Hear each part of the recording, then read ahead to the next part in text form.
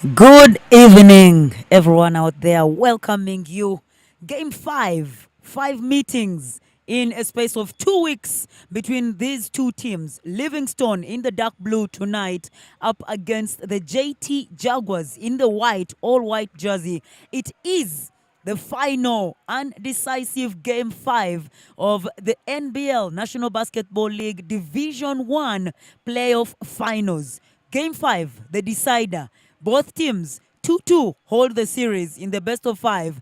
Welcoming you to the live action brought to you by Deep End Sports. We are live here at the YMCA basketball court. Joining me in the commentary box, Gloria Chomgisha, bringing you the live game for 69-67 was the eventual result for Livingstone to force this game 5.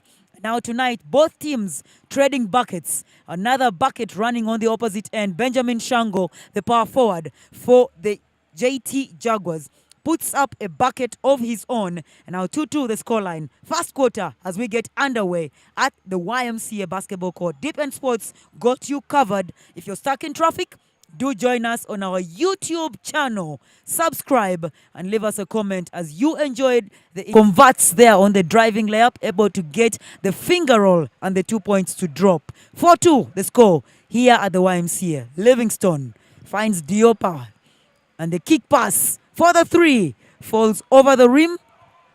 Not able to get the 3 points. And now handling the ball quite beautifully is George Agashango on the low block. The bounce goes into Victor Buana. Buana spin the starting 5 for the JT Jaguars. Victor Buana earns his stripes on the starting 5. And now Buana on the ball, hustles and gets the rebound into his hands. He's the change for the JT Jaguars tonight. Ian Lubwama still handling the ball for the Jaguars. On the floor as well, George Agassi. Euro from Ian Lubwama, not able to pick up the 2 off the board. And now the coast-to-coast transition pass. We find Oscar Byomhanji, Livingstone in possession. On the floor, fake, up and under, gets the friendly roll. Bismarck Omoya, the power forward for Livingstone, now evens the scoreline. 6 apiece here at the YMCA in the first quarter. Makwere thinks about the ball on the deck, up for the 2. Misses that one. Rebound into the hands of Bismarck Omoya.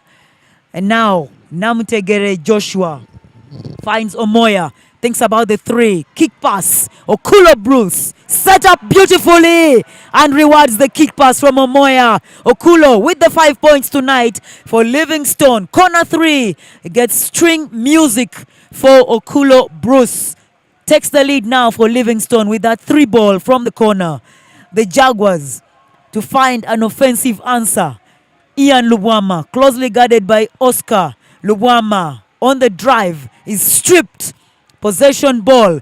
Bismarck to Bruce Okulo. On the drive, Okulo falls short. Hustle on the rebound. Falls into the hands of Omoya. Bismarck. Another 2 points. A 7-0 run now for the Livingstone side, whose fans are in full voice here at the YMCA. Makwere, strong drive to the board. Gets the 2 for the JT Jaguars. Continuing where he stopped with the fire, with the effort, with the aggression is Makwere.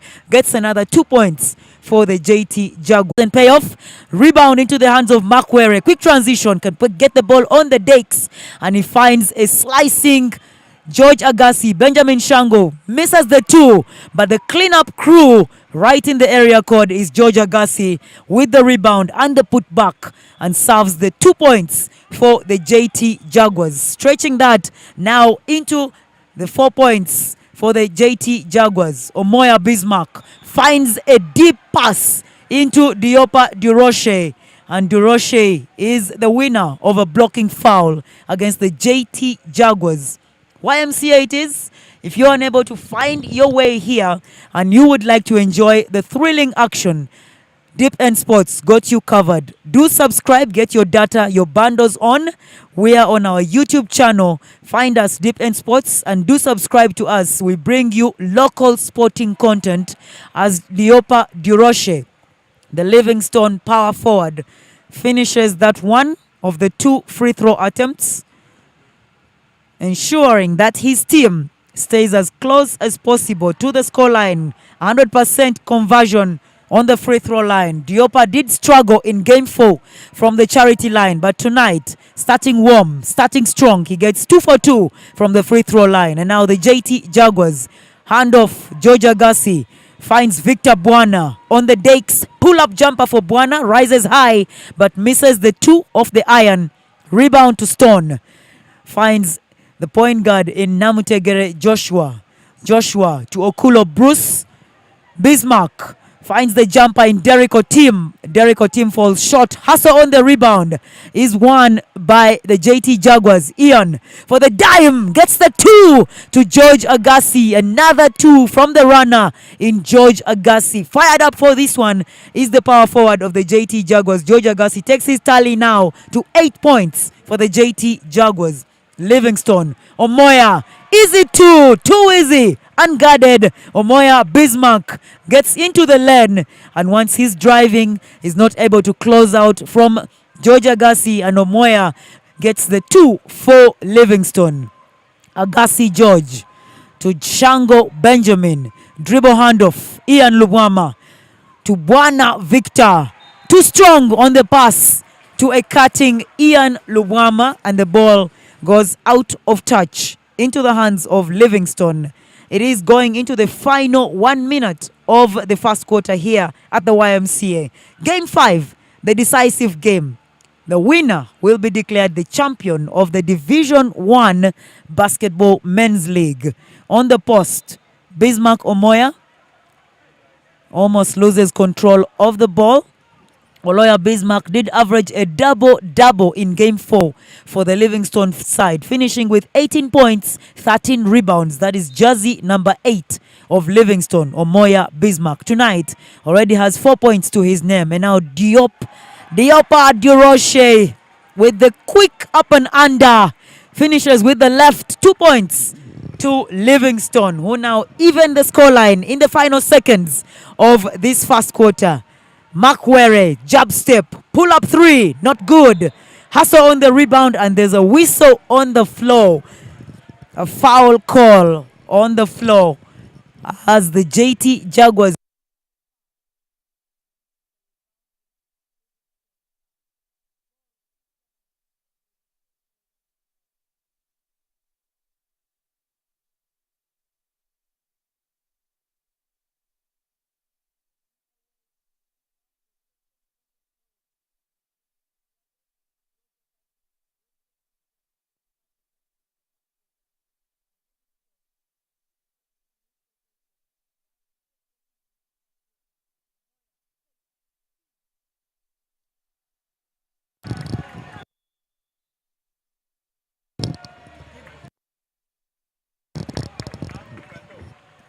Bismarck Omoya with the spin and the up and under gets the 2 points for Livingstone, who now take the lead. 22-20 the scoreline as the teams take their break, closing out the first quarter of this game. A thrilling one we anticipate here at the YMCA because it is the decisive Game 5 between the two giants in the Division 1 National Basketball Men's League. Livingstone is won by the JT Jaguars. Ian for the dime gets a 2 to George Agassi. Another 2 from the runner in George Ado as we witness some of the better moments from the first quarter. Some of the replays in the picture there live at the YMCA, brought to you by Deep End Sports. Do subscribe to our YouTube channel and enjoy local sporting content. We bring you coverage of all sports in the various capacities. But tonight, it is basketball night because it is a Friday night. And tonight, a thrilling action in the decisive Game 5.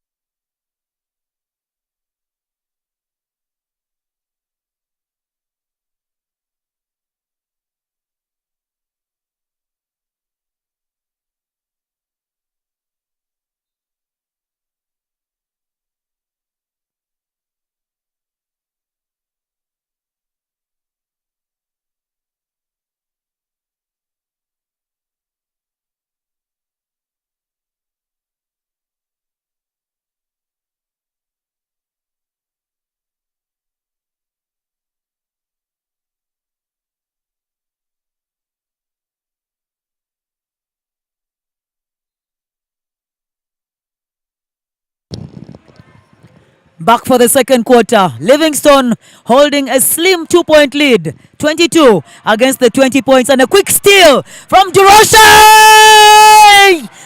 Yes! The big man with the statement to open the second quarter here at the YMCA. Quick interception on the 2-point lead. 22 against the 20 points. And a quick steal from Duroshe.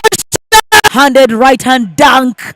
Diopa Duroshe, power forward for Livingstone, makes a statement about what Livingstone's intentions are tonight with that slam dunk. 24-20 here at the YMCA. And now a foul on the floor.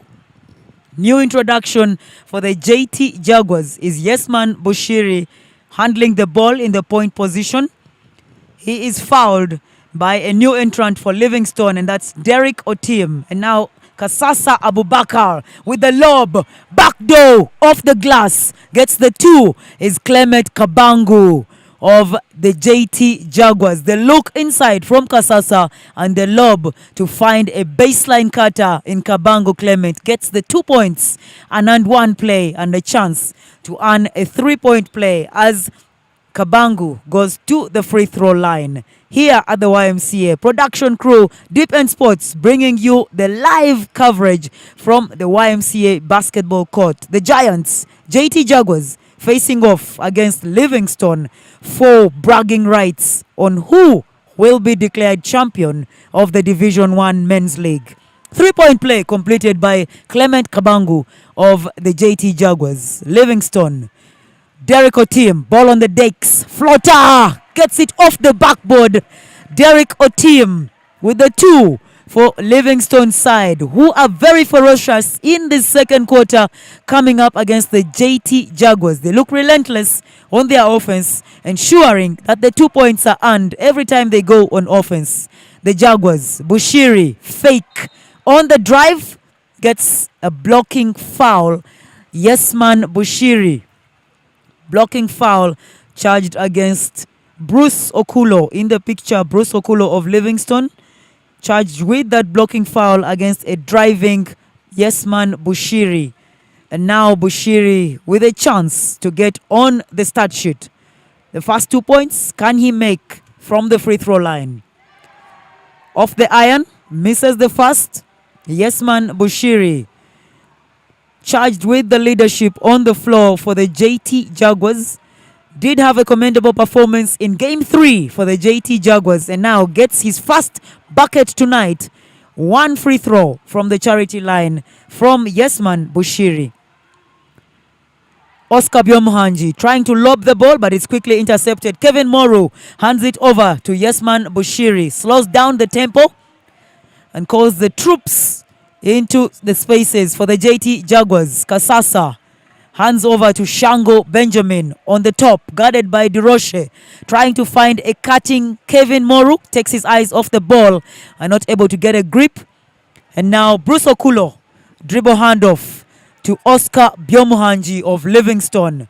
With a whistle on the floor, an offensive foul off the ball and caught in the act, right in the eyes of the referee, is that push from Derek Otim in the picture for Livingstone, picking up an offensive foul for the Livingstone side. Ball into the hands of the JT Jaguars. Bushiri Yesman in the point position, guarded by Oscar Byomuhanji. Kevin Moru finds Kasasa on the board and is blocked on that one, not able to get the 2. Kasasa Abubakar of JT Jaguars. Livingstone, Bruce Okulo tries to find Bismarck Omoya. Oscar Byomuhanji on the right hand drive, kick pass. Omoya, top 3, misses that one. Rebound to Clement Kabangu of the JT Jaguars. And now Yesman inside out on the drive. Yesman Bushiri with the reward, 2 points after that inside out move with the dribble. Gets another 2 to fall for the JT Jaguars. Livingstone, Diopa Duroshe, spin move, blocked by the JT Jaguars. Kevin Moru now, quick transition. They find Clement Kabangu. keeps the ball in play on the drive, not able to get the 2 points, stripped of the ball. Now Livingstone trying to keep the ball in the hands. Bismarck Omoya, Duroche Diopa, ball on the decks, goes up strong.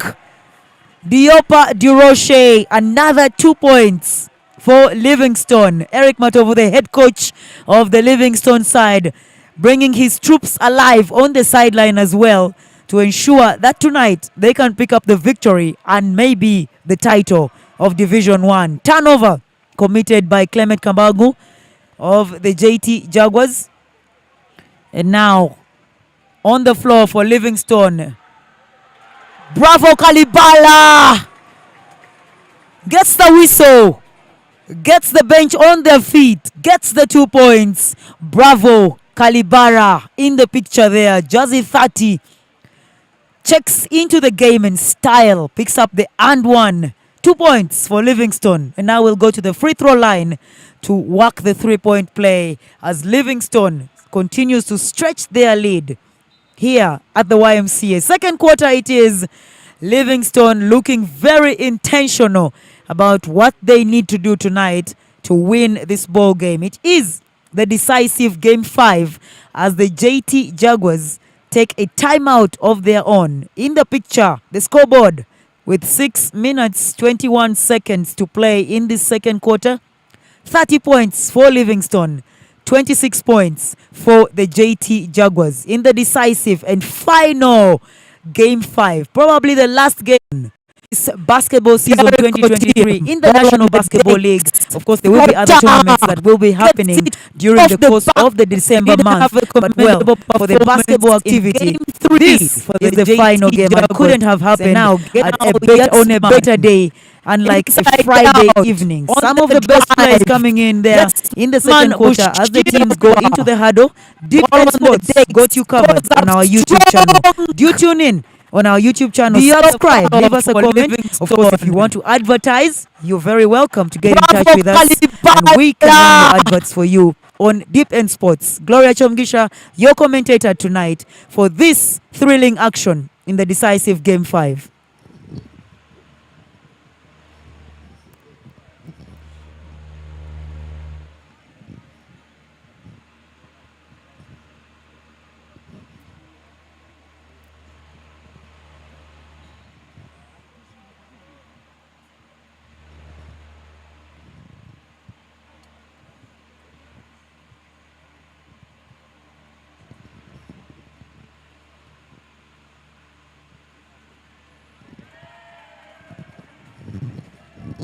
Back from the timeout, and yes, Bravo Kalibara converts that 3-point play for Livingstone, who now take it to 31 points here in the second quarter.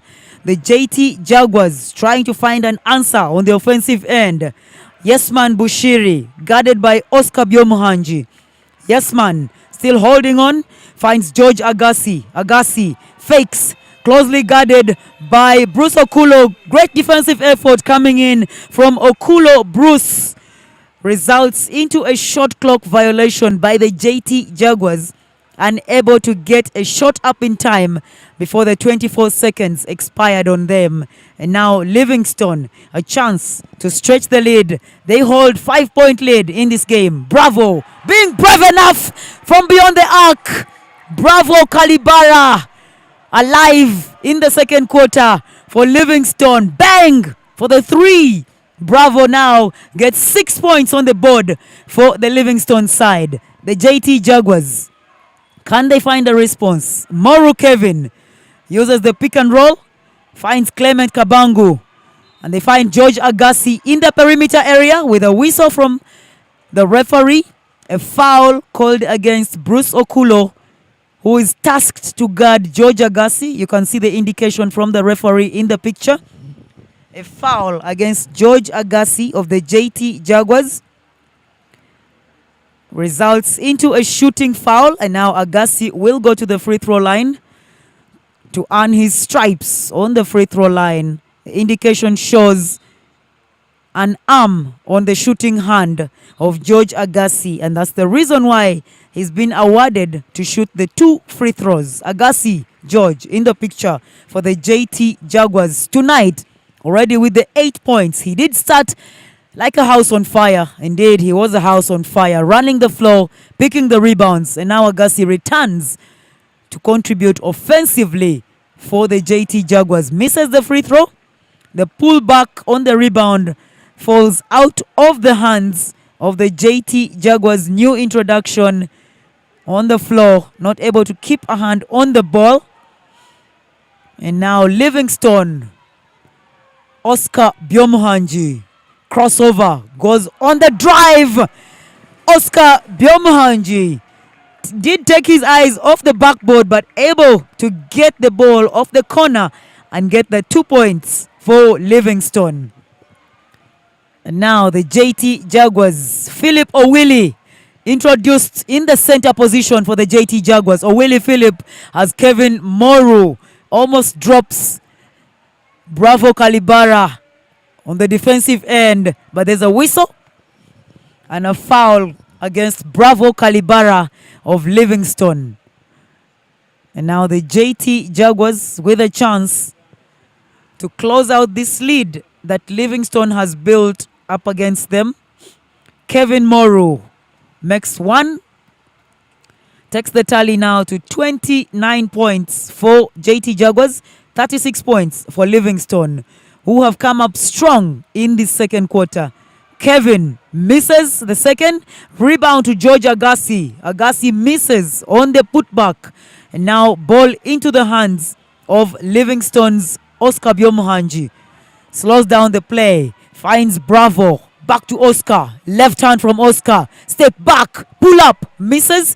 Rebound to Philip Owili, who's bringing size and energy defensively for the JT Jaguars.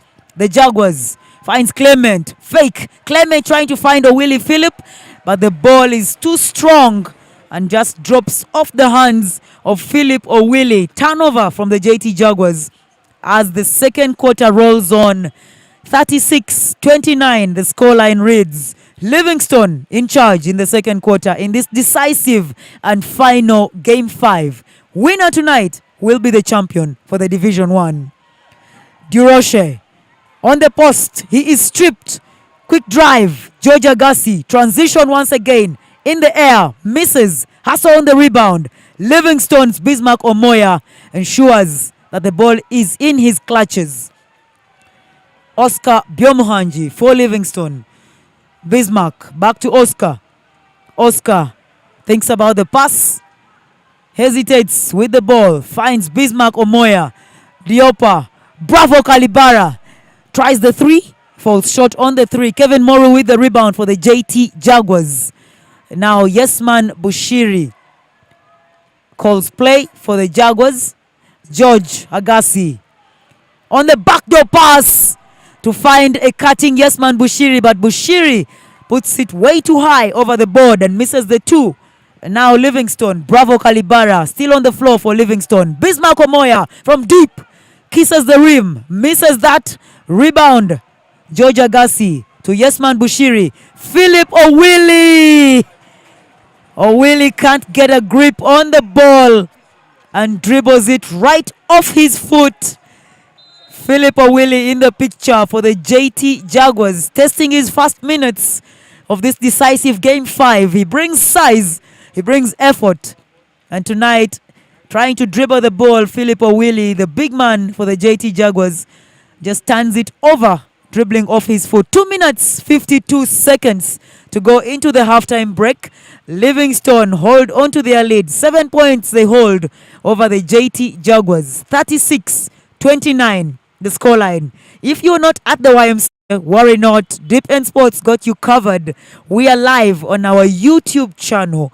Do get your datas on and click on that link to enjoy thrilling basketball action here at the YMCA. It is the decisive Game 5 between the Giants, Livingstone against the JT Jaguars. Winner tonight wins the Division 1 Men's League.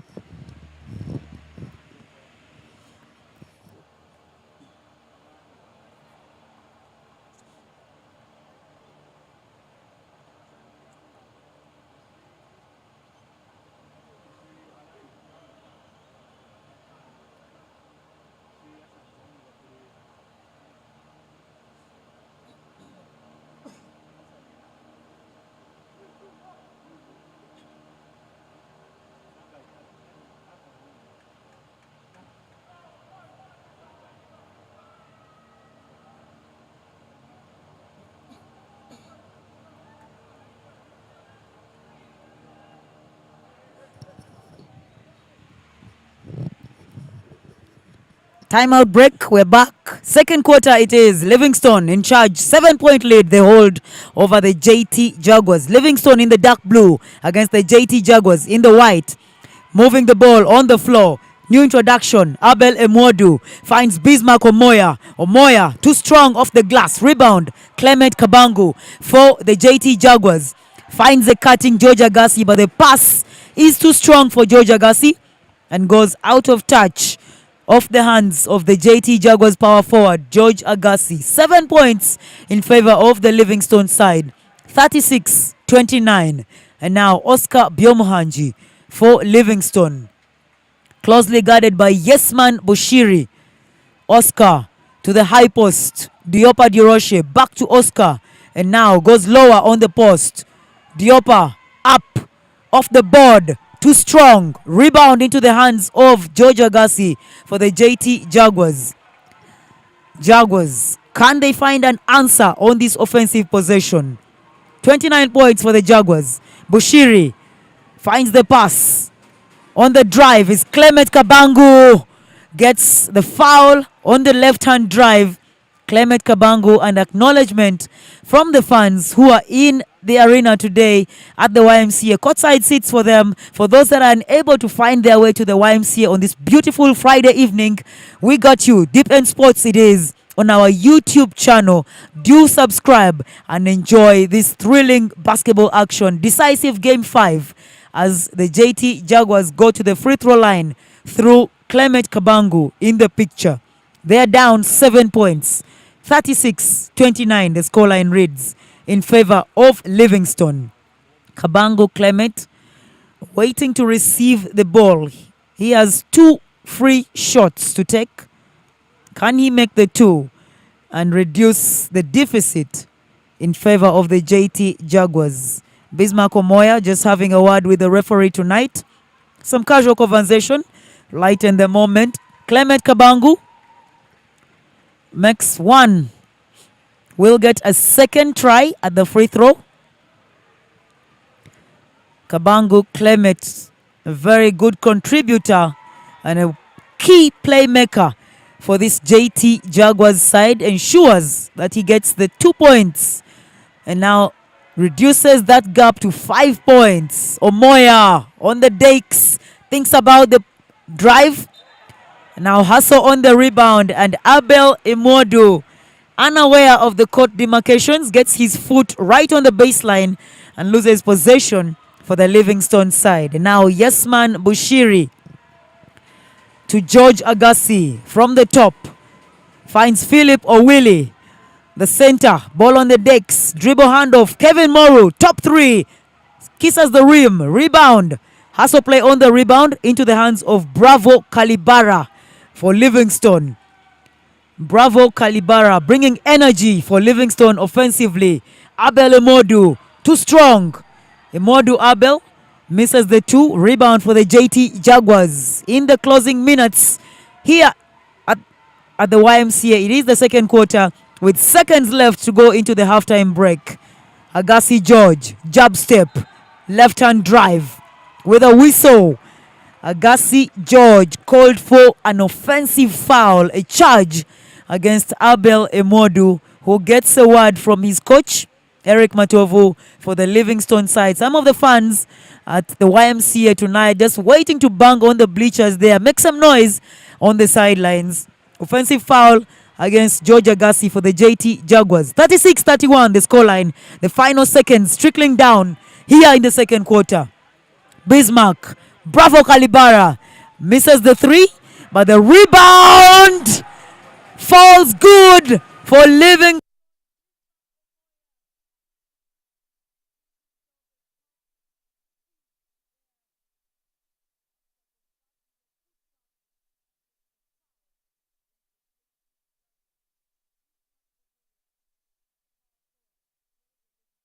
And now a chance for the 3-point play for Bismarck Omoya Okot. Pulls up. Doesn't get the bucket, but the rebound goes into the hands of his teammate, new entrant Isaac Athui. Misses that one. And now hustle play. Omoya once again trying to find Abel Emwodu. misses that, quickly stolen. Transition long pass from Bushiri, finds Agassi. Pull up, 2 points from Agassi George for the JT Jaguars, and the fans are loving that one from the JT Jaguars. End-to-end action, almost having the last word is the Livingstone side with that quick release as the seconds trickle down in the second quarter of this ball game. Decisive game 5 as we go. You can see the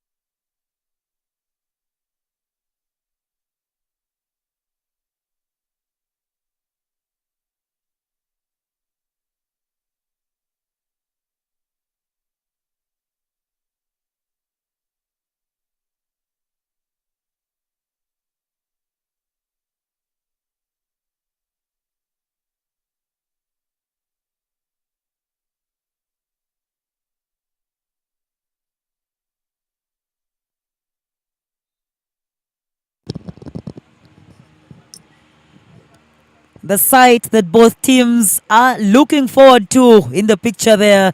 The trophies on display, and not just the championship trophy, but just as well the individual accolades on display here at the YMCA. Welcoming you. It is the third quarter here, ladies and gentlemen. Just before we get underway with Joshua Namutegere returning on the flow for Livingstone side. Get the inbound into the flow. It is the third quarter here at the YMCA. Deep End Sports bringing you live action from this final and decisive Game 5 between Livingstone and the JT Jaguars. And now Livingstone almost turning it over, but the ball goes out of touch off the foot of the JT Jaguars, Benjamin Shango, who now return into the defensive lineup for the JT Jaguars, down by the 6 points here in the third quarter. Ian Lubwama with a quick transition to find Makwere, but Makwere's floater just rolls off the rim, unable to convert on that transitional layup from Makwere, the guard for the JT Jaguars. Third quarter it is. Livingstone side almost giving it up. Hustle on the flow. And now Bruce Okulo with the backcourt violation against Livingstone. Bruce Okulo in the picture there, unable to get a hold on the ball, commits a turnover, the backcourt violation, closely guarded by Ian Lubwama. Now running the point position for the JT Jaguars. Finds Makwere. Were.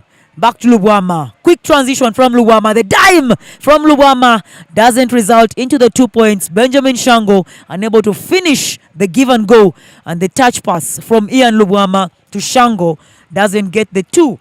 But Benjamin Shango, the power forward, will go to the free throw line for the JT Jaguars. Ian Lubwama there having a word with his shooting guard, Makwere. Of course, the picture tells the story. You can know what Ian Lubwama, the point guard, is trying to convey to Makwere. Definitely a word to say they are down in the third quarter and they need to turn the score around. Benjamin Shango misses 1 of 2.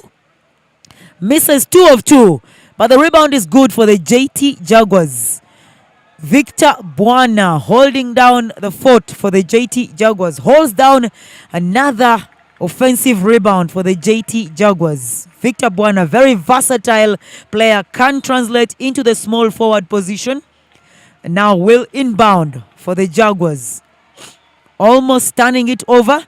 Joshua Namutegere knocks it out of bounds for the Livingstone side. Ian Lubwama will now inbound for the JT Jaguars.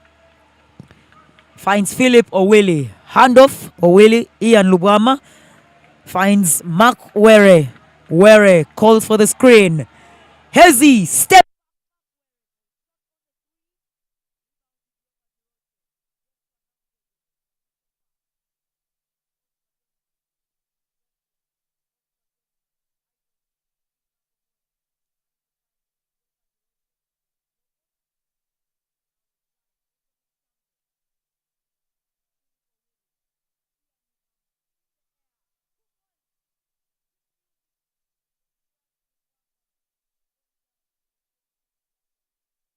The bucket in the third quarter here at the YMCA. Now Livingstone, offensive possession. Duroche, high post, ball on the decks. Able to get the blocking foul.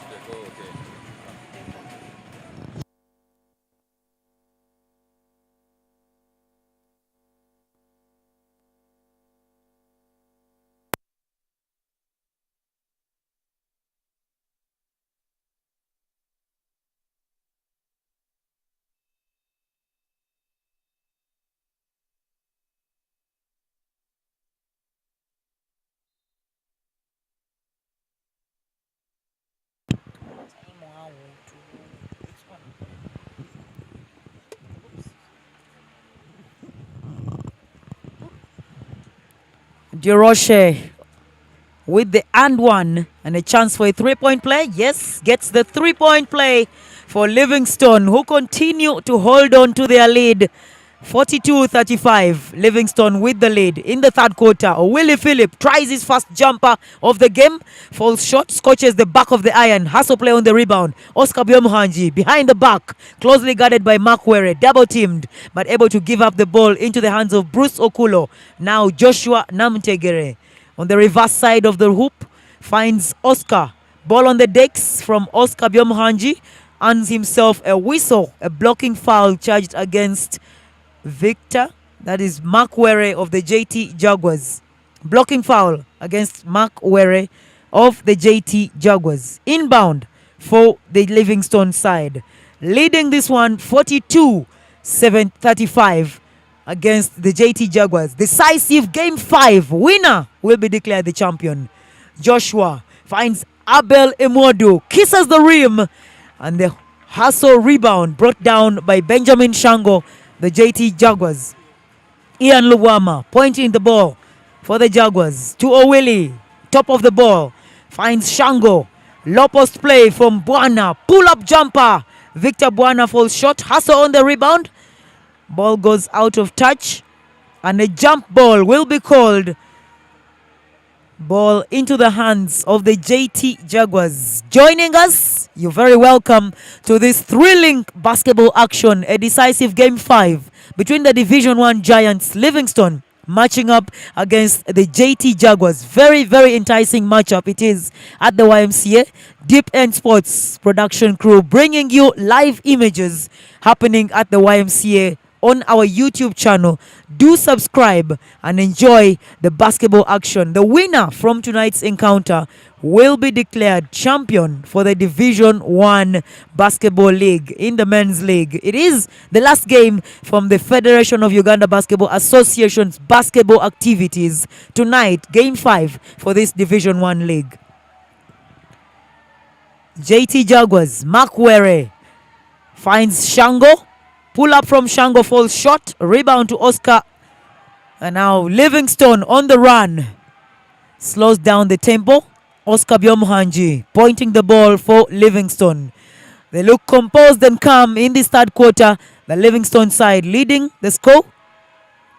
Oscar finds Bruce Okulo with the pass. Joshua is forced to put it up. Shot clock running down. Not able to get the 3 ball, but hustle on the rebound for the JT Jaguars. Now Ian Lubwama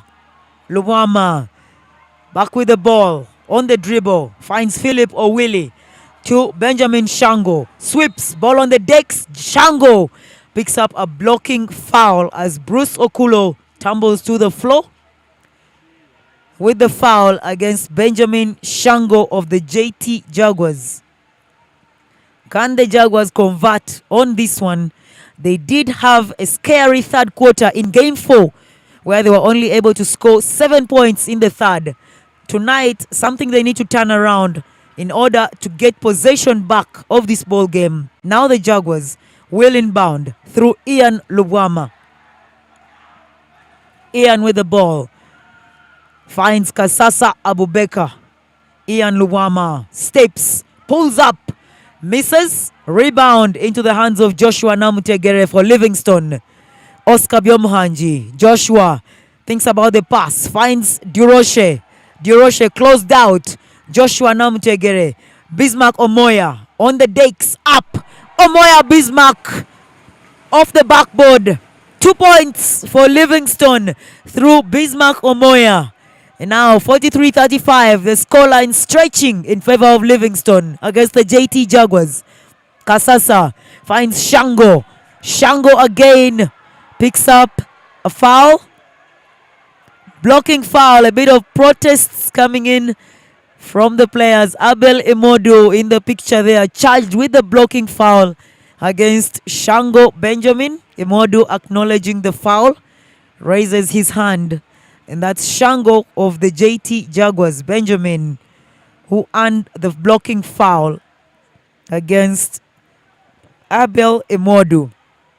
Third quarter it is here at the YMCA. 43 for Livingstone, 35 for the JT Jaguars. Clement Kabangu with the left hand finds a slicing Kasasa, but Kasasa falls short and the ball goes out of touch. Livingstone unable to keep a grip after hustling down the rebound. Gives the ball to the JT Jaguars. Inbound for the JT Jaguars. Baseline inbound. Close to the rim. They have only 2 seconds to get a shot off on this possession. The Jaguars now trying to find answers in this third quarter here at the YMCA. Decisive game 5. The winner will be declared the champion. Deep End Sports got you covered for this live action happening at the YMCA. In the commentary booth, Gloria Chomgisha is my name, bringing you play-by-play analysis for this decisive, thrilling Game 5 between the Giants of the Division 1 Men's League. Inbound to the JT Jaguars. Jaguars finds Clement Kabangu. Puts it up, misses, but the rebound again. Kabangu is stripped off the ball. Diopa Duroche for Livingstone finds Omoya Bismarck. Transition, end-to-end dribble from Omoya Bismarck results into a blocking foul against the JT Jaguars. Ian Lubwama charged with the blocking foul, trying to close out on a driving quick runner in Bismarck Omoya of the Livingstone side. Now Livingstone, can they get it to the double digits? They lead by 8 points, 43-35. Omoya, baseline drive, rescued by Oscar Byomhanji, pulls up, misses, but the rebound to Duroche. Closed out, 4 defensive players from the JT Jaguars. Duroche kicks it out. Abel Modu goes strong, misses. Rebound to Shango Benjamin. And now the transition, JT Jaguars. Makwere finds Shango. Shango with the travel violation.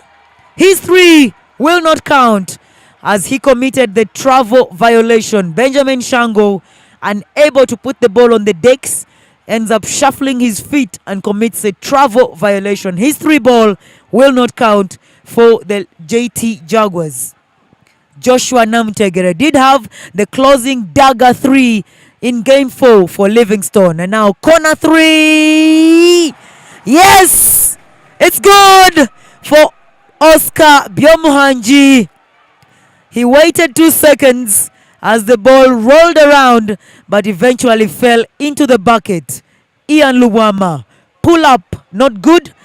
Mark Were with the hustle. Jump ball on the floor.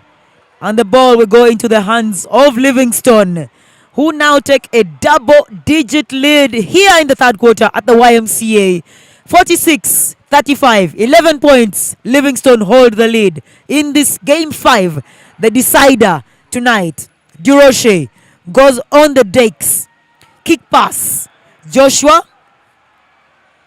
commits the travel violation. Fake and dribble from Joshua Namutegere, but ends up moving that pivotal foot for the point guard of the Livingstone side and goes into a travel violation. And now the Jaguars haven't scored in the last 2 minutes of possession ball. Can they make it count this time around? Mark finds Kasasa to a cutting mark. Blocked on the cut is Mark Were for the JT Jaguars. Whistle on the floor as Joshua Namutegere picks up a blocking foul and will send Mark Were to the free throw line for the JT Jaguars. They are up against a double-digit lead against their opponents, the Livingstone side. And now the tactician for the JT Jaguars, head coach Sudi Ulanga, calls a timeout in this moment in the third quarter. 46-35. What a ball game it's turning out to be for Livingstone. They have their fans right beside them, alongside on the sides of the arena here at the YMCA, encouraging them in full voice. Some of the fans in the picture there for the Livingstone side. They have come to witness greatness as this championship game goes down to the wire. Game 5, the decisive game. 46-35 in the picture there, the game clock and the timer with 3 minutes 49 seconds to end the third quarter. Can the JT Jaguars turn it around?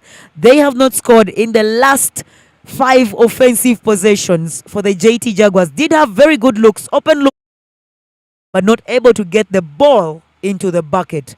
Can the timeout translate into positive news for the JT Jaguars? Timeout break it is for the two sides.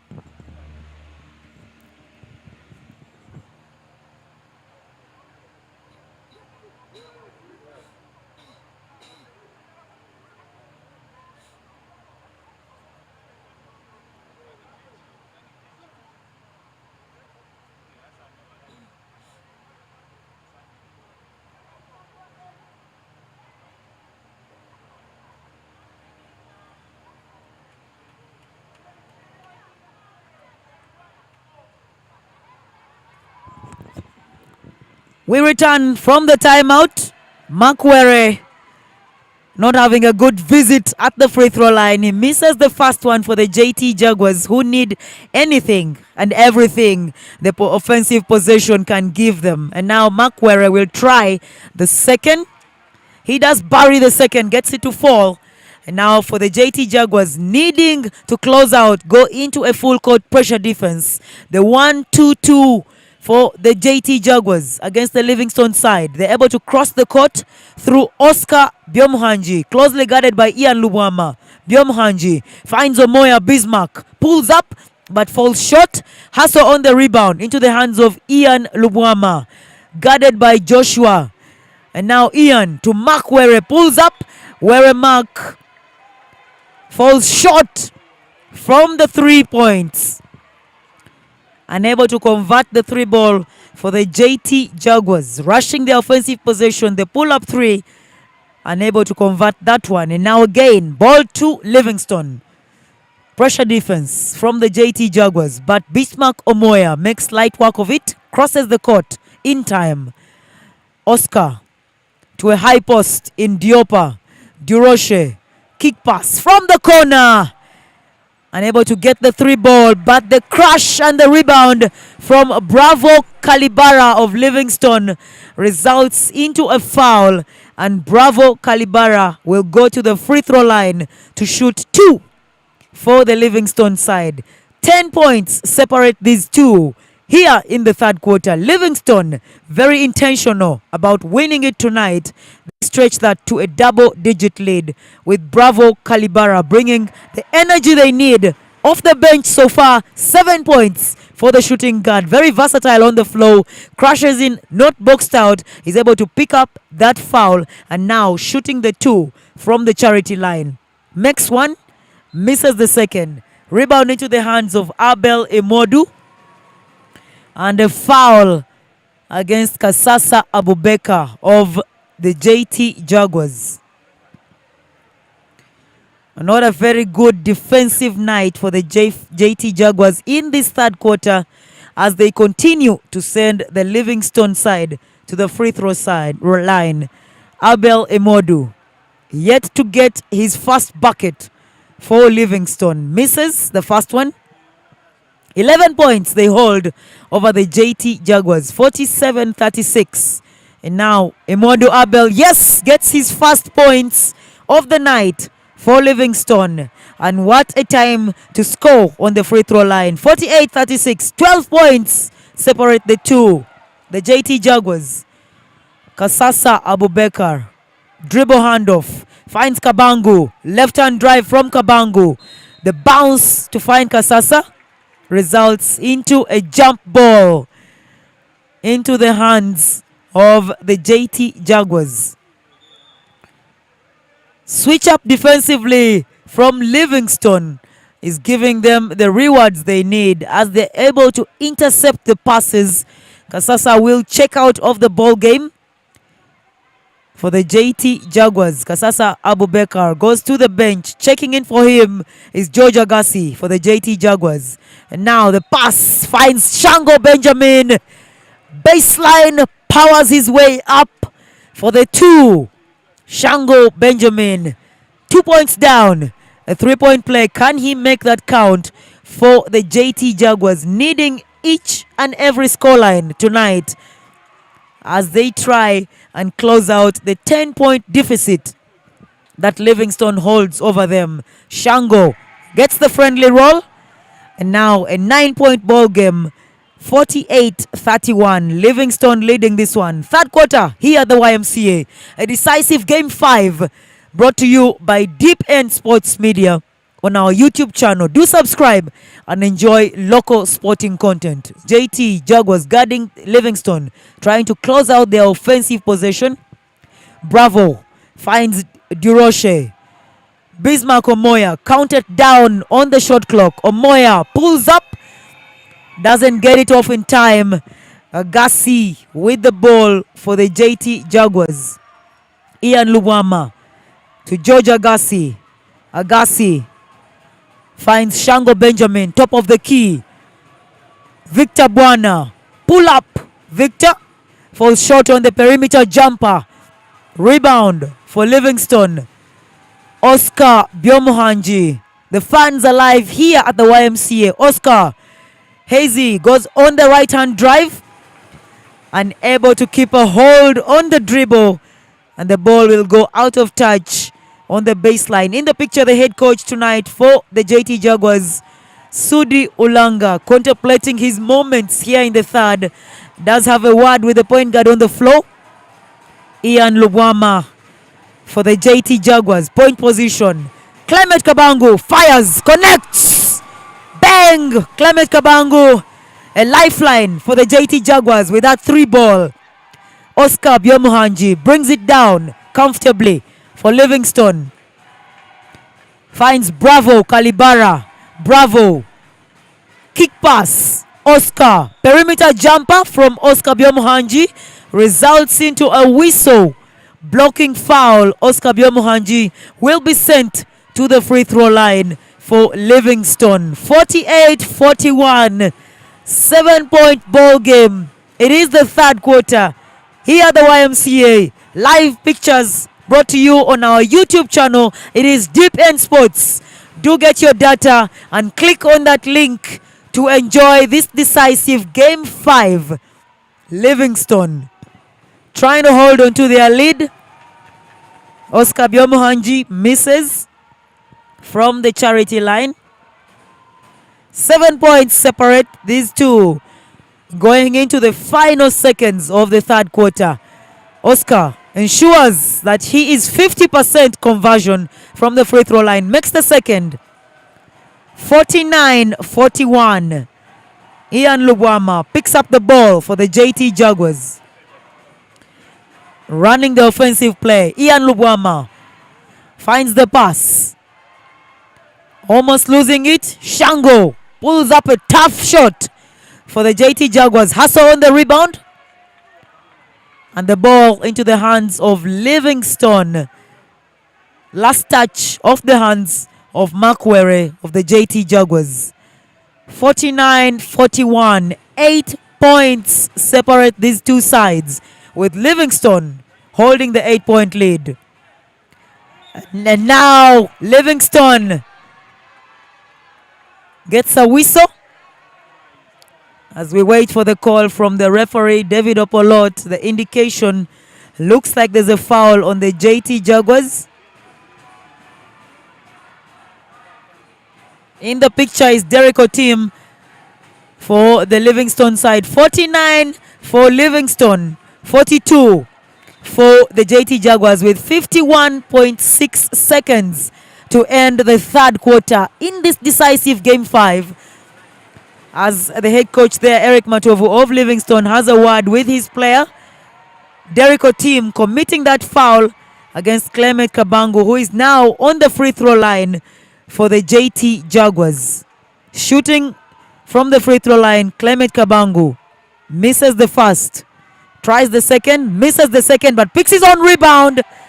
Clement Kabangu picks up his own miss, goes to the highway and picks up yet again a blocking foul against the Livingstone defensive end.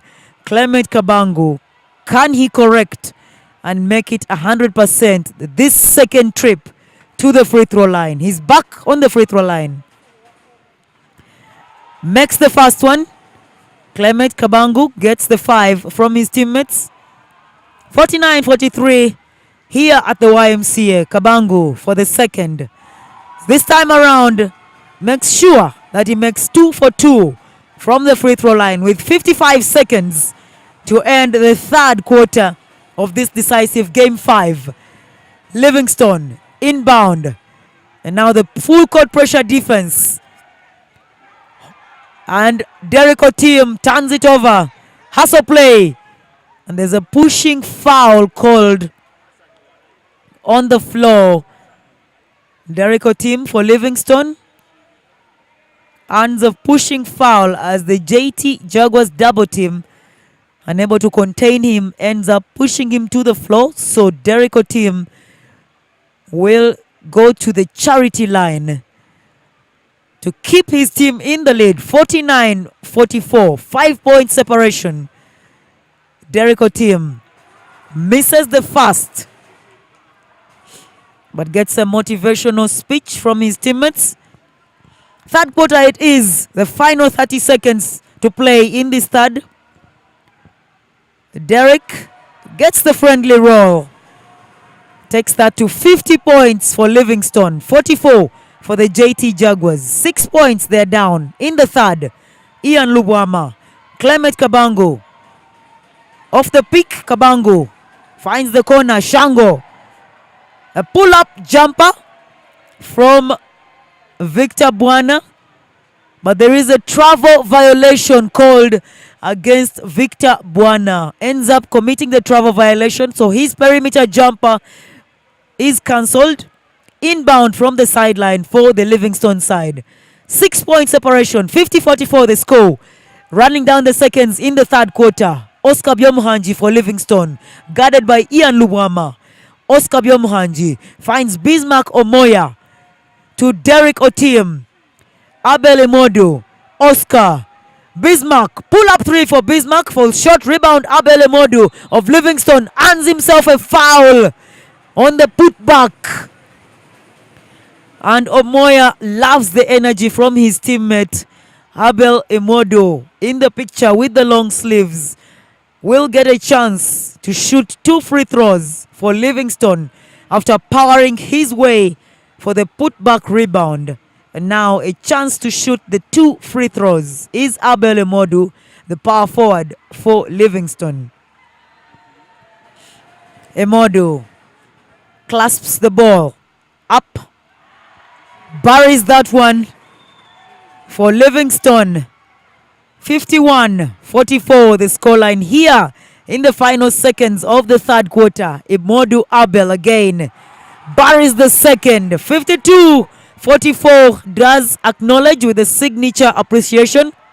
And now the JT Jaguars trying to get off a shot in time, but not able to beat the game clock as the seconds trickle down in the third quarter. 52-44, the JT Jaguars huddle up back in their circle. In the game, in the picture is the game clock tonight. Livingstone taking charge of the third quarter. They lead this one going into the final 10 minutes. 52-44, 8 points separate the two, with Livingstone holding that 8-point lead. They came up strong in the third quarter and they've been able to maintain that lead. Did have a double-digit lead, took it to as many as 12 points, and now they remain at the 8-point lead. Livingstone with some of their fans here at the YMCA seated courtside. If you're unable to make it to the YMCA on this lovely Friday evening, Deep End Sports got you covered on our YouTube channel. Do subscribe to enjoy this thrilling and decisive Game 5. The winner from the game tonight will be declared the champion of the Division 1 Men's Basketball League.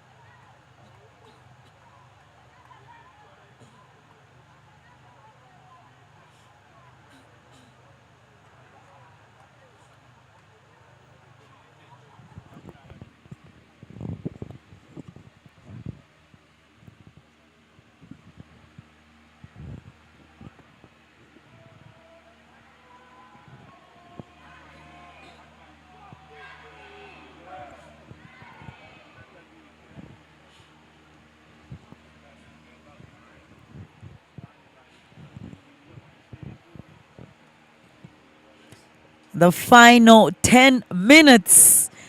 The final undecisive 10 minutes of this ball game as the teams return from their benches. Livingstone with the momentum to continue pushing this one.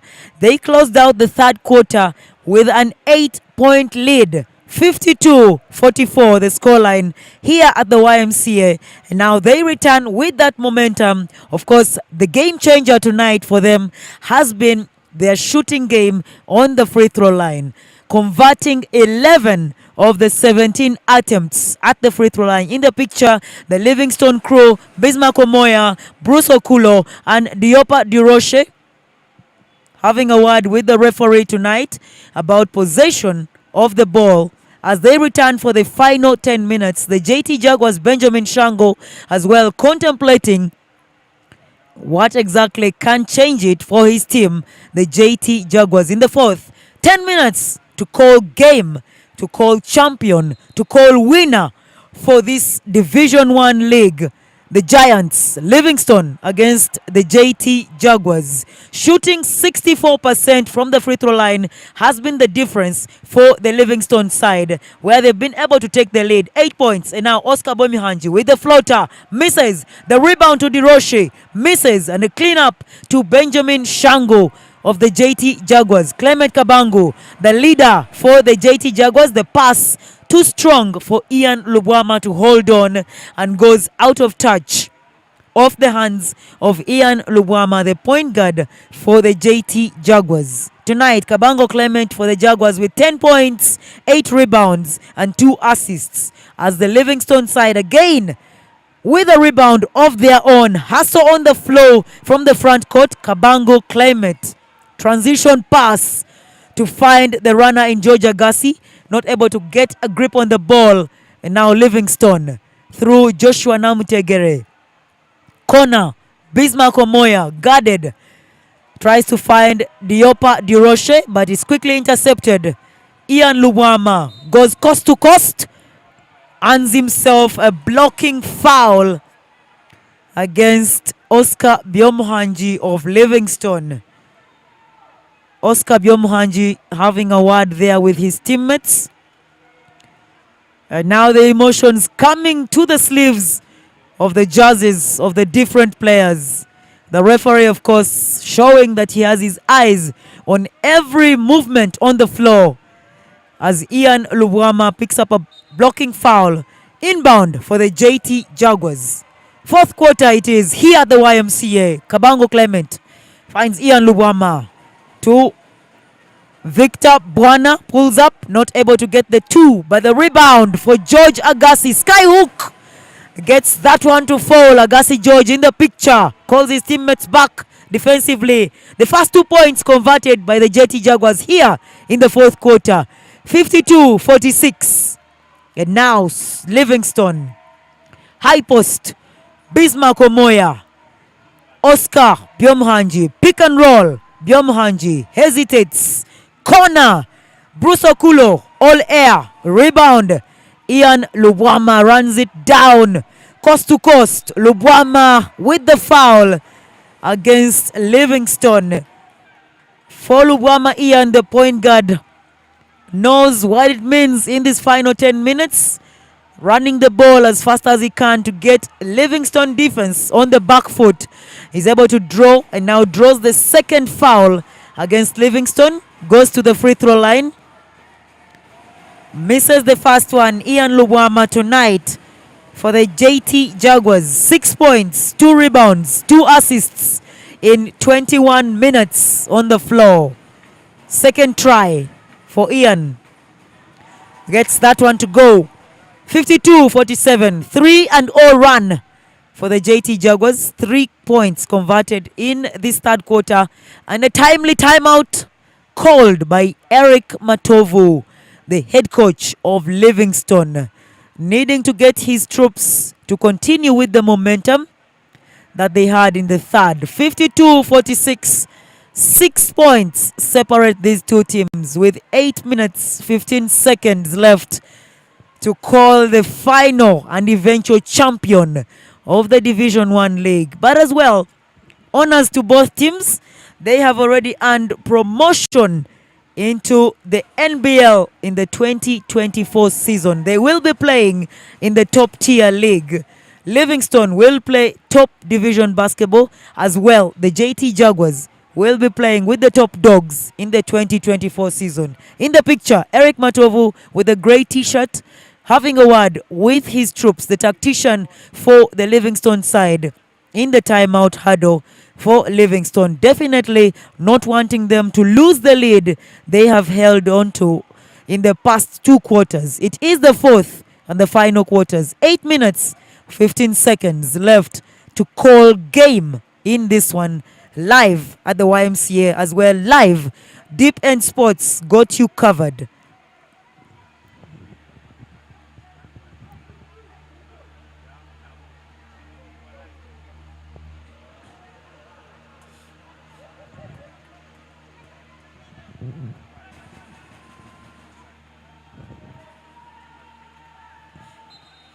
Inbound for the Livingstone side.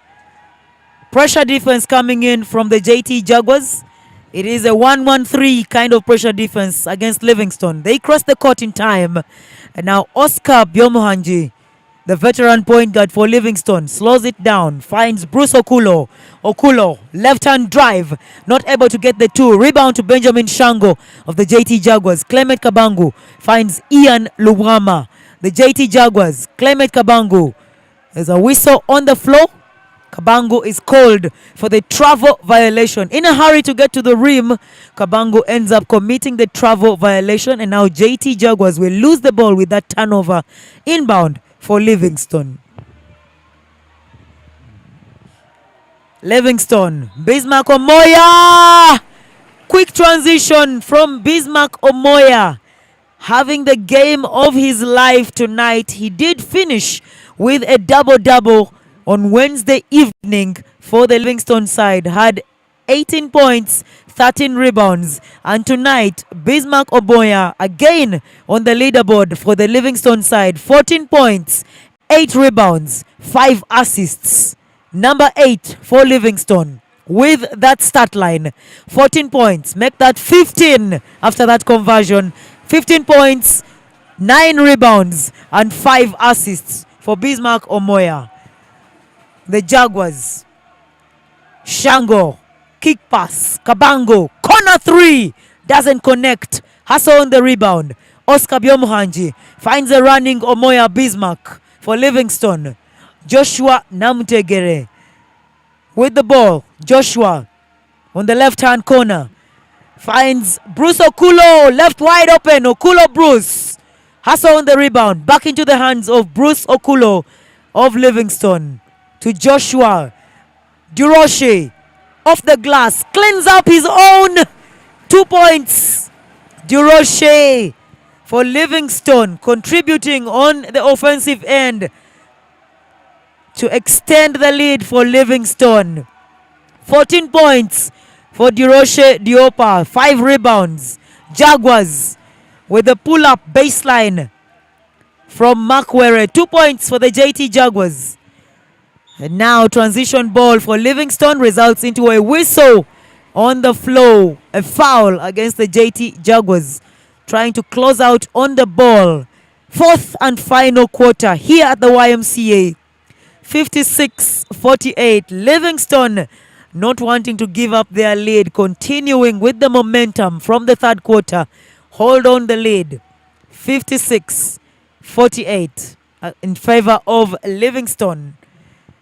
JT Jaguars to close out this one. The inbound to the Livingstone side. Bismarck Omoya, the recipient, hands it over to Joshua. Oscar Byomuhanji finds Joshua on the low block. Duroche closed out. Oscar Byomuhanji unguarded, but the rebound goes to Mark Were for the JT Jaguars. 56-49. The handoff. Kasasa Abubakar out-muscled by Bismarck Omoya. There's a whistle on the floor. Whistle and the jump ball called by the referee. Inbound for the JT Jaguars. 7-point separation. 57-49. In the picture, the trophy cabinet tonight. The champion will walk away with that trophy. Ian, deep three. Over the backboard and out of play. Livingstone will inbound. Fourth and final quarter here at the YMCA. Deep End Sports got you covered on our YouTube channel. Do click the subscription button to enjoy local sporting content as Kasasa Abubakar checks out for the JT Jaguars. Livingstone inbound and they turn it over and a foul on the floor. Bismarck Omoya trying to keep the ball in play commits that unsportsman foul against Benjamin Shango. The long transition pass trying to find Diopa Duroche for the Livingstone side. Not picked up, but a foul against Bismarck Omoya of Livingstone. And now the JT Jaguars, Yesman Bushiri, the veteran, checks in for the JT Jaguars. Yesman. Mark Were, ball on the decks. Were tries to put it under. The scoop finish from Mark Were results into nothing for the JT Jaguars. Livingstone, Oscar Biomuhanji. Quick transition from Oscar Biomuhanji. The point for Livingstone. Back to Oscar of Bismarck Omoya. Omoya, Bismarck once again. Finds Oscar. Run it again through Bismarck. Joshua. Oscar. Pull up from Oscar. Yes. Money in the bag. Oscar Biomuhanji. Clutch. Catch. Shoot. Results into a 3-ball for Livingstone. Now Victor Buana for the Jaguars. Finds Shango. Shango on the drive. Gets a whistle. His basket will not count as the whistle happened before he put up the 2. But Shango gets that blocking foul against Diopa Duroche. Now the JT Jaguars. A mountain they need to climb in this fourth and final quarter. 60 points for Livingstone. 49 for the JT Jaguars. Now a travel violation. Mark Were charged with the turnover. A travel violation has been the undoing tonight for his JT Jaguars guards. As we watch the replay of that dagger from Oscar Biomuhanji. The catch, the shoot, and the 3 points. And now Livingstone. Offensive possession. Bismarck to Duroche. Duroche turns it over into the hands of Ian Lubwama. Goes coast to coast. Finds a running Mark Were. And the 2 pays off for the JT Jaguars. 51 for the Jaguars. 60 for the Livingstone side. Joshua Namutegere for Livingstone. 9-point ball game. Bismarck Oloya finds Oscar Biomuhanji. Pull up from Joshua Namutegere for shot, scotches the iron. And now Ian Lubwama for the JT Jaguars. Looks around, trying to find his teammates. Ian Lubwama for the JT Jaguars. They are down 9 points. 60-51 the scoreline. Low post from Ian. Goes up, falls short. Rebound to Bruce Okulo of Livingstone. Oscar Biomuhanji goes for the Livingstone side in the point position. 9-point separation here in the fourth and final quarter. Joshua Namutegere on the drive to Bismarck Omoya for Livingstone with 5 seconds left on the shot clock. Omoya pulls up, falls short, hustle on the rebound into the hands of Victor Buana for the JT Jaguars. Ian Lubwama finds Yesman Bushiri. Yesman on the drive, goes up, misses the scoop layup. Rebound for Livingstone. Joshua Namutegere to Bismarck Oloya. 60-51 the scoreline. 9 points. Livingstone hold the lead. looking charged up to get the championship trophy tonight. Corner 3, falls short, picks up his rebound, reverse layup, falls short once again, but Oscar again with his own rebound, and now shot clock violation. Bismarck Omoya unable to get the shot up in time. Shot clock violation for Livingstone. And now the JT Jaguars with possession. Fourth and final quarter, ladies and gentlemen, here at the YMCA. Deep End Sports got you covered. Live images of what is transpiring at the YMCA. It is game 5, the decider between the Giants, Livingstone in the blue against JT Jaguars in the white. Yesman Bushiri finds a high post. Victor Bwana crossing it over. Makwere closely guarded. Finds the corner. Yesman Bushiri. 3 seconds for the shot. Bushiri unable to get the ball up in time. Rebound for Livingstone. Oscar Byomuhanji with a bounce to Abel Imodu. Closely guarded. Livingstone still in possession. Joshua Namutegere finds Bismarck Oloya on the decks. Oloya stolen by Benjamin Shango. Shango to Ian Lubwama. There's a whistle on the floor. And Joshua Namutegere earns that charge. Joshua in the picture grimacing as he holds on to his fist.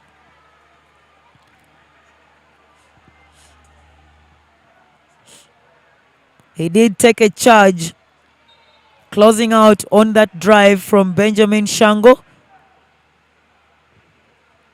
Fourth and final quarter in this decisive game 5 as Livingstone hold on to their lead. 9 points they hold over the JT Jaguars. But now they turn it over. The referee says no, the ball went off the last touch. Victor Bwana of the JT Jaguars with the last touch on the ball. Livingstone to inbound. 60-51 the scoreline. Fourth and final quarter here at the YMCA. Livingstone unable to inbound again. Ball knocked out of bounds. Yesman Bushiri with the interception. Oscar Byomuhanji to inbound once again for Livingstone. Finds Joshua Namutegere, top of the key. Joshua Namutegere off the screen. Still holds on to the ball. Namutegere driving against Kevin Moru of the JT Jaguars. Earns himself a whistle. A blocking foul. And Joshua Namutegere with the drive picks up a blocking foul against the JT Jaguars. Closely guarded by Kevin Moru. And now Joshua Namutegere goes to the free throw line for Livingstone to try and stretch their 9-point lead as the quarter goes into the final 3 minutes of play here at the YMCA. Joshua falls short on the first attempt. Livingstone holding the lead. 60-51 the scoreline. Decider game 5 it is. Joshua converts the second. And it is time for the huddle. Timeout to the JT Jaguars. If you're just joining us, it is the fourth and the final quarter happening here at the YMCA. In the picture, the JT Jaguars. Can they pull up the cat out of the hat in these final 2 minutes? They're down 10 points, 61-51 in favor of the Livingstone team. It is game 5. The decider for the championship game between the Giants of the Division 1 Men's League.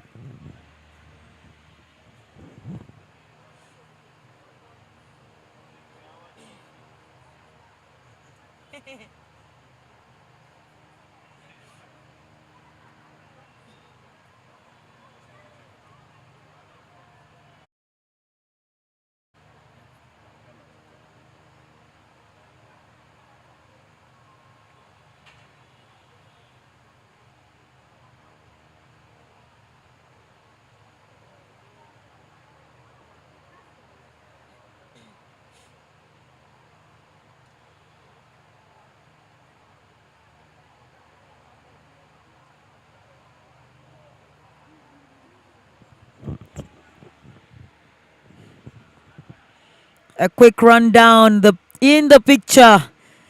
What is up for grabs tonight? The trophy and the individual accolades, the individual awards. What the players are fighting for tonight is that big one right in the center. The trophy for the champion of the Division 1 Men's League.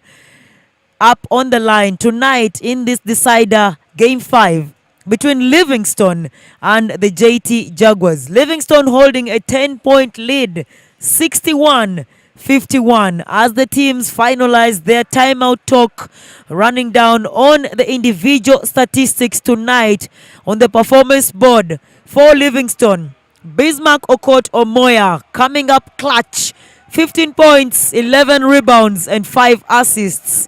On the other side for the JT Jaguars, George Agassi, 11 points, 9 rebounds and 2 assists. And now the Jaguars from the timeout, Ian Lubwama with possession off the high pick, goes up for the 2 but falls short, hustles for his own rebound. Ian, kick pass, Bushiri, corner 3, not able to get that one to fall. And the hustle on the rebound goes off the head of the Livingstone player. Inbound for the JT Jaguars, looking to close out this 10-point deficit with under 2 minutes to play. Fourth and final quarter. Yesman Bushiri finds Kevin Moru. Moru stripped off the ball.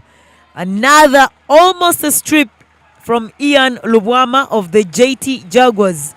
But Livingstone hold on to that one and will inbound through Bruce Okulo. Final 2 minutes here at the YMCA. Joshua for Livingstone finds Oscar Biomuhanji. Bismarck Omoya for Livingstone. Omoya still holding on. Omoya Bismarck on the drive. Scoop layup is intercepted. And he gets the 2 after Victor Buana slams the backboard. Gives Bismarck Omoya the 2 points. 63-51. Livingstone stretches the lead. Timeout once again for the JT Jaguars. In the picture, the assistant coach, Jay Fomondi, trying to calm the players down, trying to let them know they still have the game in sight as the Jaguars huddle up to talk it out in this fourth and final quarter. 63-51 here at the YMCA. Who will be the champion for the Division 1? Brought to you live by Deep End Sports Media on our YouTube channel. Do subscribe and enjoy this thrilling action happening at the outdoor YMCA court on a Friday evening. The fans courtside enjoying the skills and the action happening on the court. And of course, in conversation in the picture, Livingstone looking calmer, looking confident as they stretch their lead now to 12 points in this fourth and final quarter.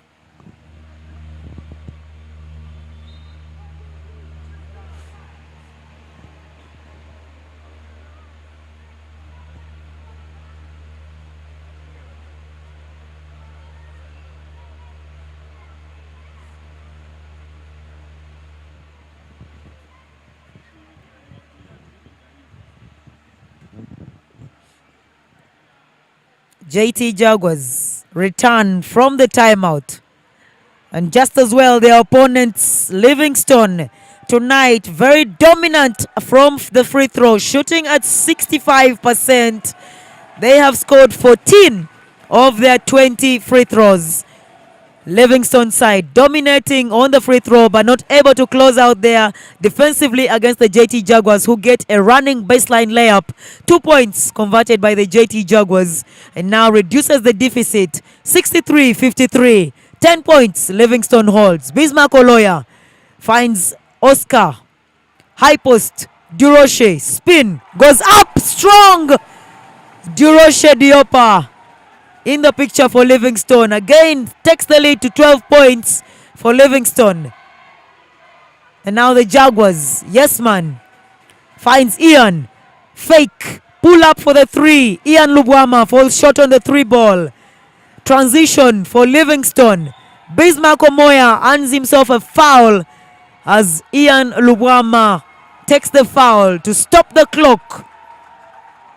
But for Bismarck Omoya, a visit to the free throw line where it has been the turnaround for this Livingstone side. They have dominated on the free throw, shooting the ball at 65%. And now Bismarck Oloya bringing the fans alive as Bruce Okulo goes to the charity line, misses the first one, but will try for the second. 65-63. Livingstone holding on to their lead going into the final 40 seconds of this ball game. Game 5, the decider. Livingstone looking comfortable in the fourth. Okulo missing.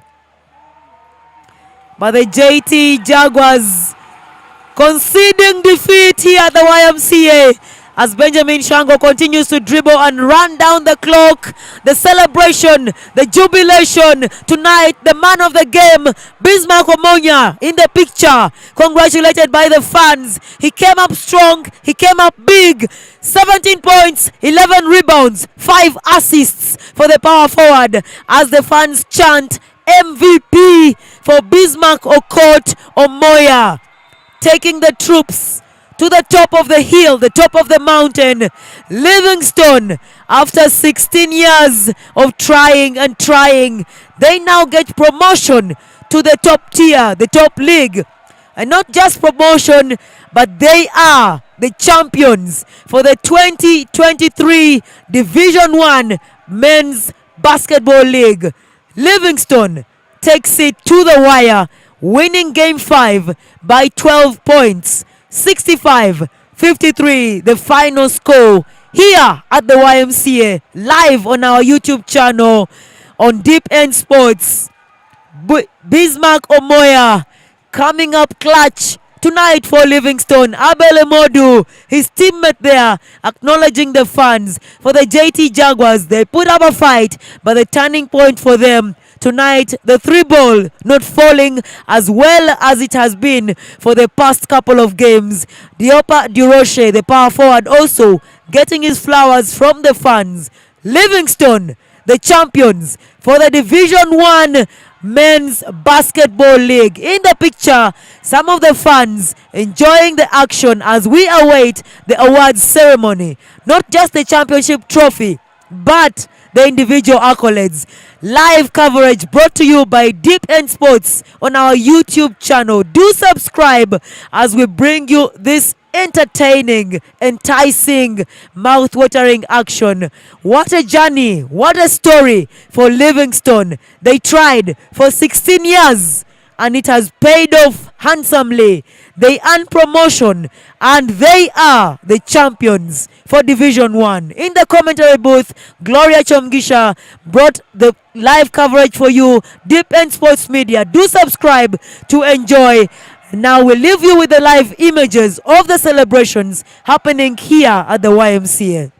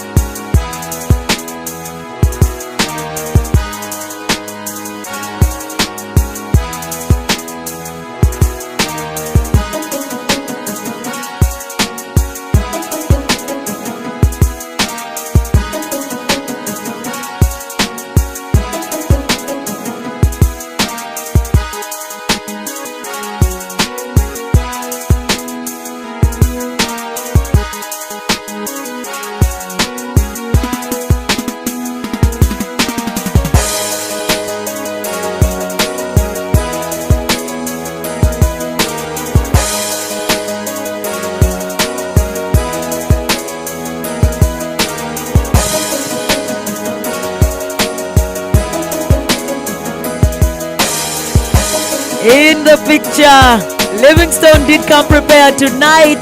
The players acknowledging the celebrations, but not just the celebrations.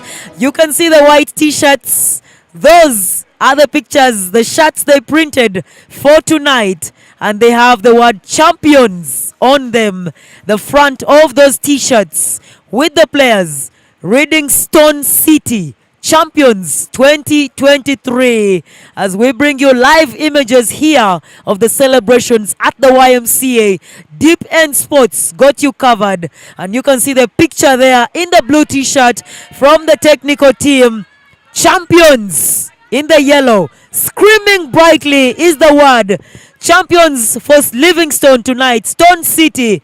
Kudos to them, congratulations.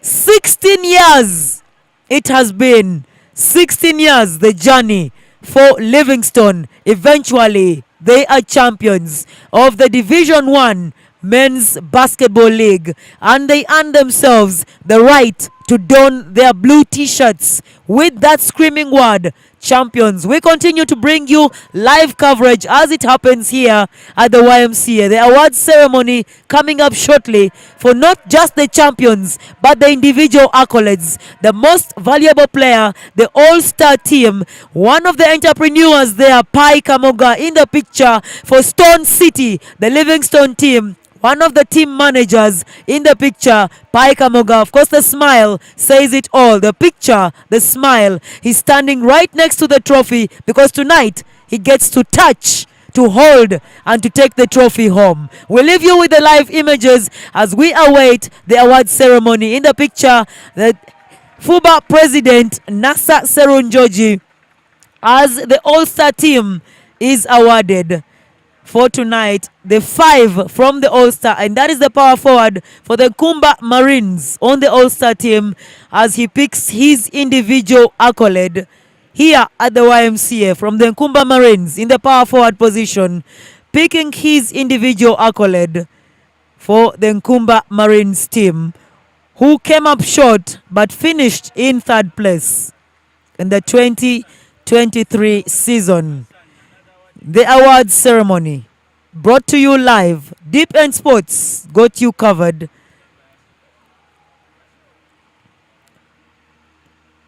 As the accolades continue to flow individually, the Federation of Uganda Basketball Association president continues to hand over those individual accolades. Of course, we wait for the final breaking of the bottles, the champagne. The poppers will be rolling as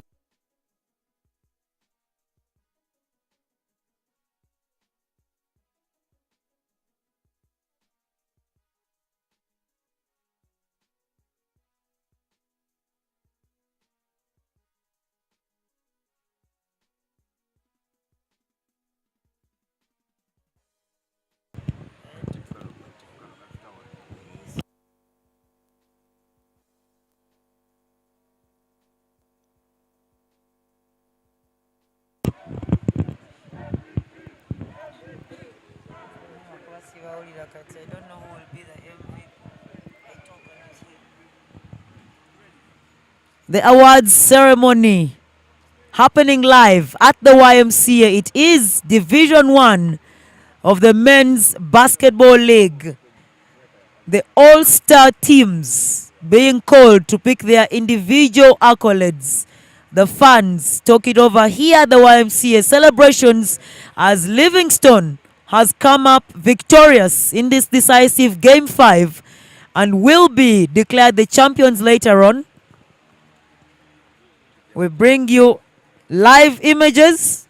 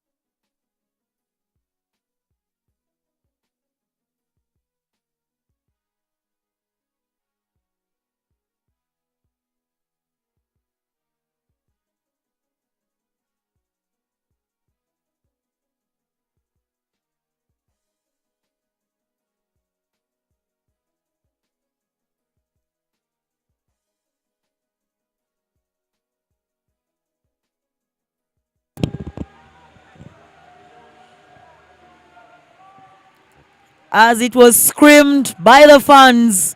Bismarck Okot Omoya of Livingstone with that clutch performance tonight. 17 points, 12 rebounds, 5 assists, and he is the most valuable player for the Division 1 Men's Basketball League. Omoya Bismarck celebrating his accolade there, the most valuable player for the Division 1 Men's Basketball League. Bismarck Omoya in the picture, the power forward for Livingstone, shares a picture moment as he receives his individual accolade.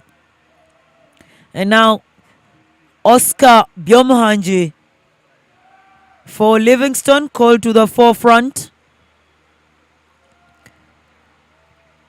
Oscar Byomuhanji in the picture. It is the award ceremony happening live here for Oscar Byomuhanji. He has been called on the All-Star 5 for the Division 1 Men's Basketball League. Oscar, the point guard, on the All-Star 5 from the Livingstone side, receiving his accolade on the All-Star starting 5.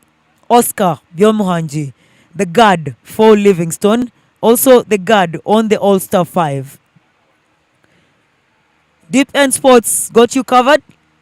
Live images at the awards ceremony. It is the closing moments of this moment.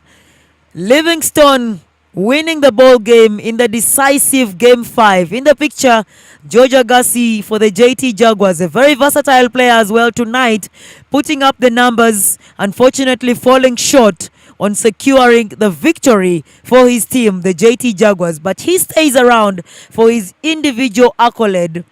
Georgia Gassi picking up the power forward accolade on the starting 5, on the All-Star 5. Georgia Gassi of the JT Jaguars. In the picture, those are the 5 from the Division 1 Men's Basketball League, the All-Star 5, with their accolades.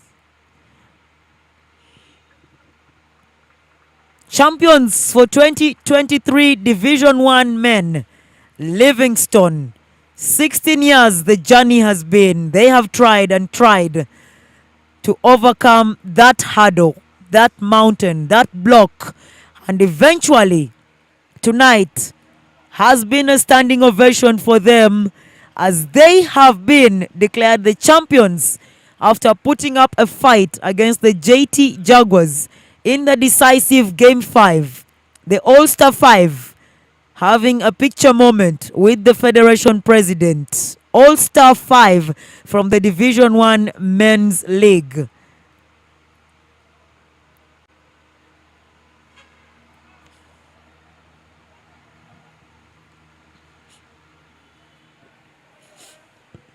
YMCA it is here, the award ceremony.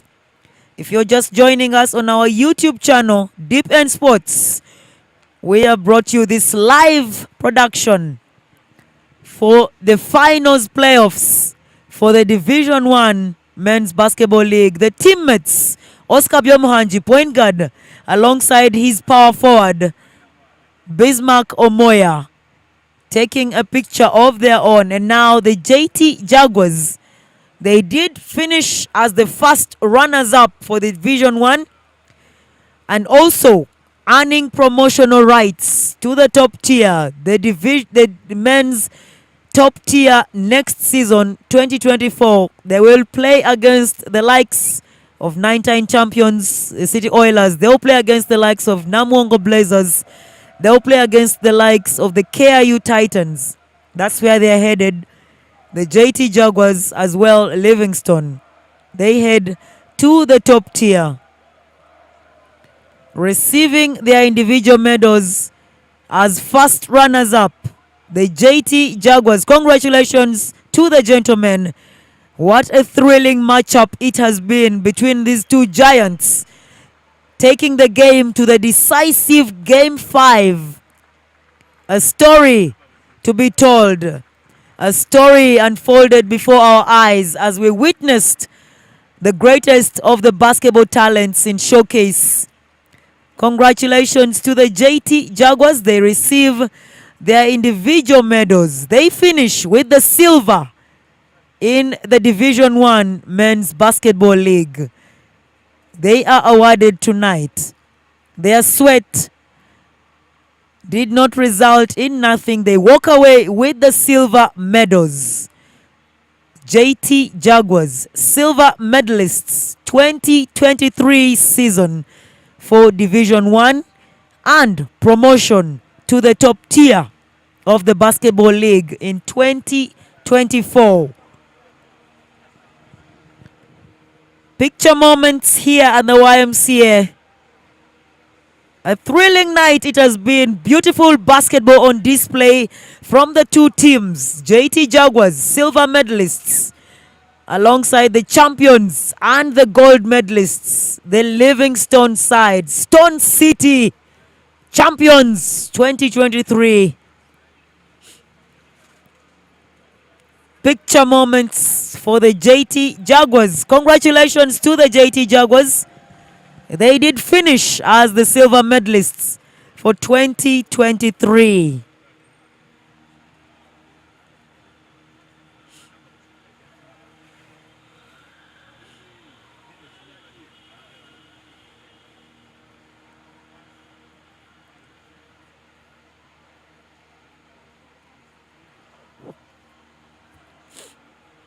A journey it has been for this team. Starting out in the Division 2, the JT Jaguars, they did earn promotion to Division 1 in 2023. And what a story they have had in their performance, in their numbers for 2023 as they walk away silver medalists.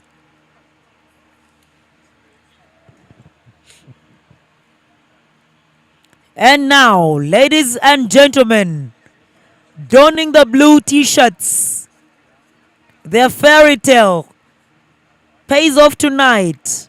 They get the sparkles, they get the champagne, they get the poppers. Livingstone, popularly known as Stone City, getting the gold medals around their necks. How heavy is that medal for Livingstone? Champions after 16 years in the lower division. The smiles on the faces of the players goes to show you the effort, the hard work, the resilience. Tonight, they will celebrate and celebrate in style as they receive their gold medals. Champions 2023, Stone City.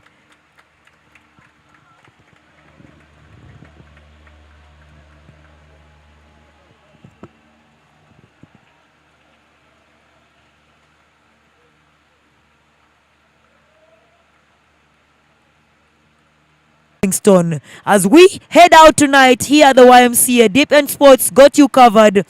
We congratulate the winners, the champions, Livingstone, as they celebrate their gold tonight. Livingstone, 16 years, paying off dearly because now they earn the rights to call themselves champions. A fight it has been for them, for the Livingstone side, who now celebrate their championship trophy. From us here, Deep End Sports, as we leave you images of what is happening at the YMCA, we say have a lovely weekend and a blessed night. Good night from Deep End Sports.